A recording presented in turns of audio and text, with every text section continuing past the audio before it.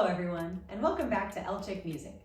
Today we're going to be talking about how to put your right hand in your French horn bell.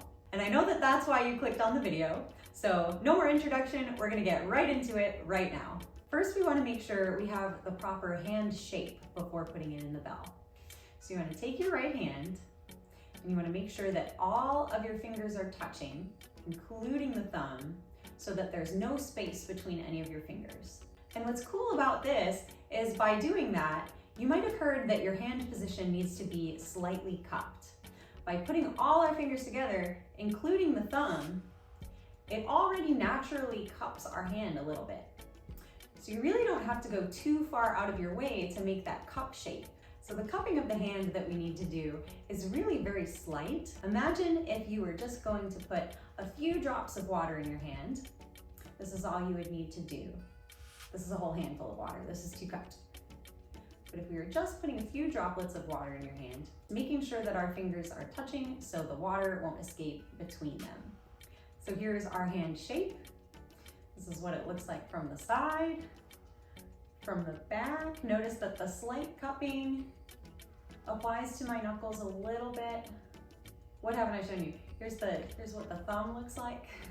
Now let's talk about putting that hand in the bell. We're gonna need a different angle. Apparently, I'm also going to need a different chair for this camera angle. So to put our hand in the horn bell, we're gonna take that hand shape from before, fingers together, hand slightly cupped, and we're gonna make sure that only the back of our hand ever touches the inside of the horn. So like the backs of our fingers, depending on the size of your hand, maybe your knuckles a little bit too.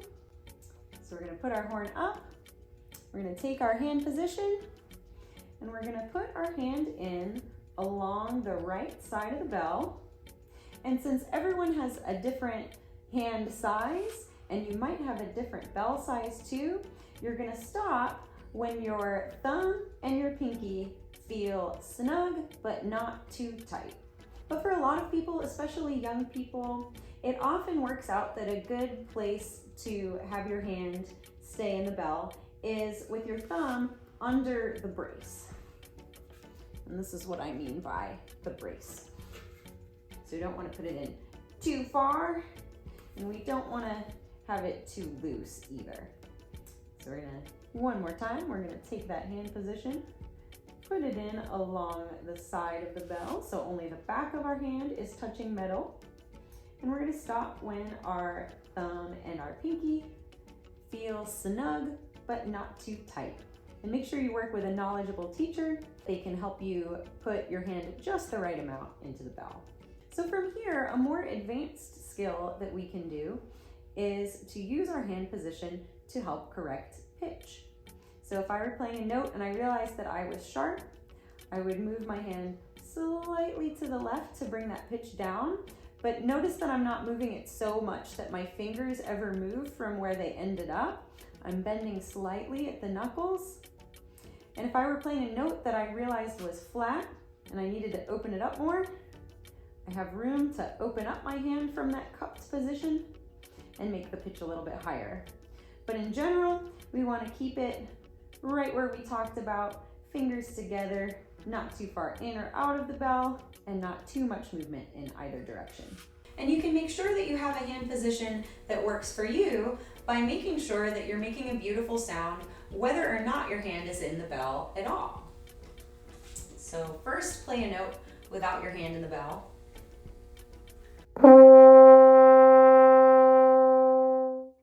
Then we're gonna put our hand in the bell the way we talked about, and make sure the sound is still nice and open. The pitch might be a little bit different, but make sure the sound is still nice and open and just as beautiful as before.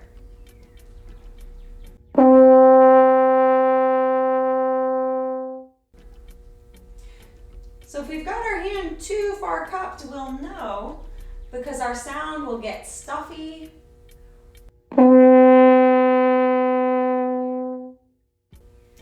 And if our hand's too open or not far enough in the bell, it might be hard to hear the difference between the all the way open sound and just the hand open sound in the middle range, but it will affect the response of high notes. But when you try to go higher,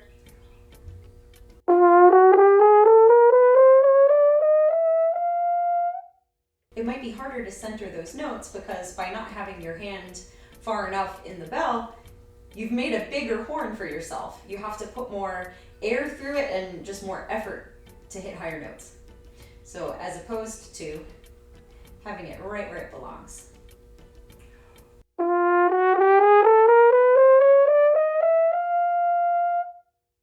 And that's how we put our hand in the horn bell. Or at least that's how I put my hand in the horn bell. The more people I meet, the more I realize that every player and teacher has their own specific opinion about how the hand should be put in the bell. So make sure you work with a qualified teacher to help you find what works best for you. And if your teacher has a different opinion than me, that's okay. But you can use this video as a solid starting out point and make adjustments based on what is best for you. Thank you so much for watching. If you like the video, please subscribe and hit that like button. Check out some of my other videos too. I have plenty of educational and maintenance videos starring the Conn 8D that I choose to do those types of videos on because if you're a student, this is probably the horn that you're starting out on. Let me know in the comments if you have questions about this video or suggestions for future videos. I put out new videos on Tuesdays, so have a great week and see you next time.